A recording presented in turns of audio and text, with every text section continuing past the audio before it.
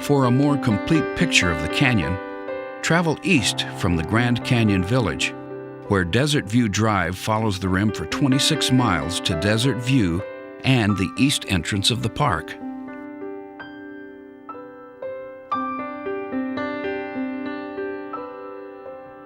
Yaqui Point, one of the first stops leaving the Canyon Village, is reachable only by riding the free shuttle bus.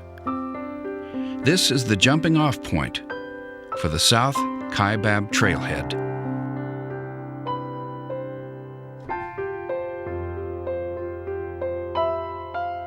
Grandview Point, towards the middle of the Desert View Drive, looks down on the site of Last Chance Copper Mine.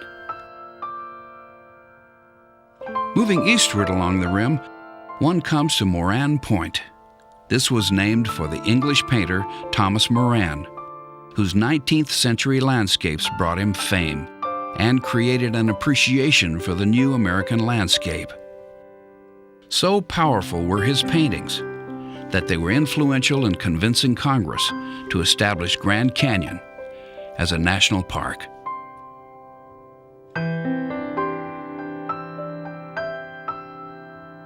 The Tusayan Ruins and Museum offers a glimpse into the culture of the early Native Americans. One of more than 2,000 ancestral Puebloan sites in the canyon, this small community was inhabited about AD 1185 and was home to a community of 30 people. The foundations of the ruins are carefully preserved on a paved walking trail through the site. The ancestral Puebloans practiced dry land farming and left for other parts of the Four Corners region in the early 1200s.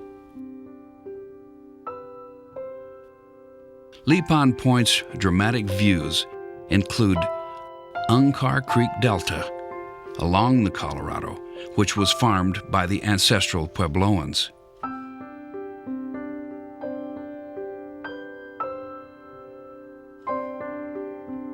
Desert View's watchtower is one of the most intriguing of Mary Coulter's canyon creations. After 6 months of studying ancestral Puebloan towers in the Four Corners area, she created this design.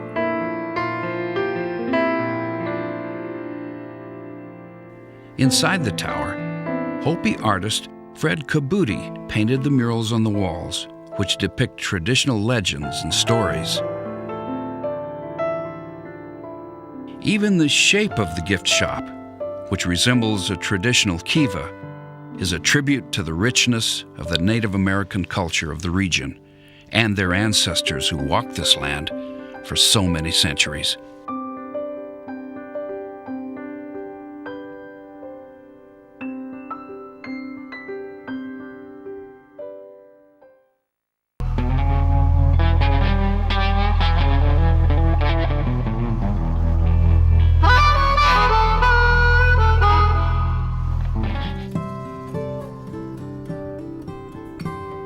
If the walls of the canyon could speak, they would tell countless stories of the early inhabitants of the Grand Canyon region.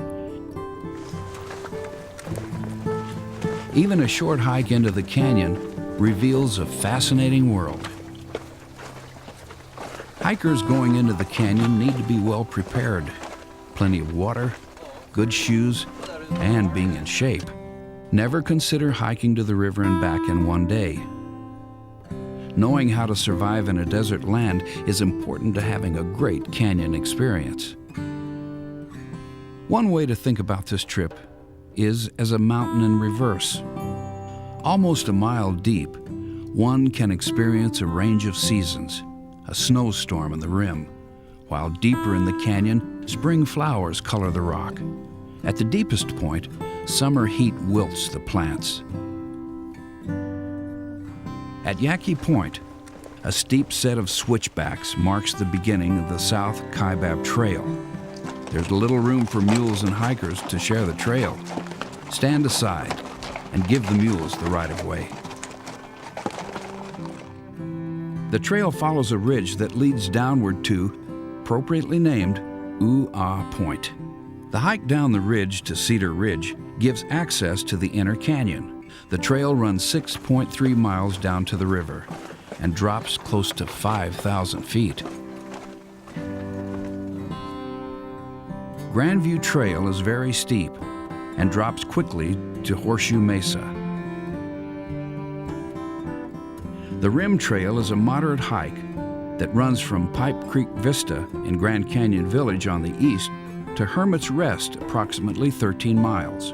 Partially paved and partially dirt, it is the best hike for children or people not prepared for the demands of hiking into the canyon, and is also wheelchair accessible on the paved portions. The most popular trail into the canyon begins near the Kolb Studio in Grand Canyon Village, where the Bright Angel Trail descends 4,400 feet over 8 miles to the river. The trail follows an ancient Native American path that was improved in 1891 to provide access to mining claims.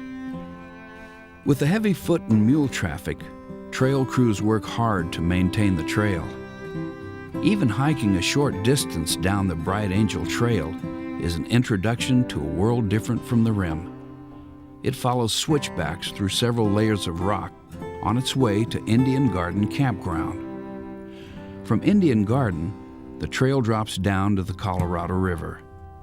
At the river, suspension bridges cross to the North Shore and Phantom Ranch.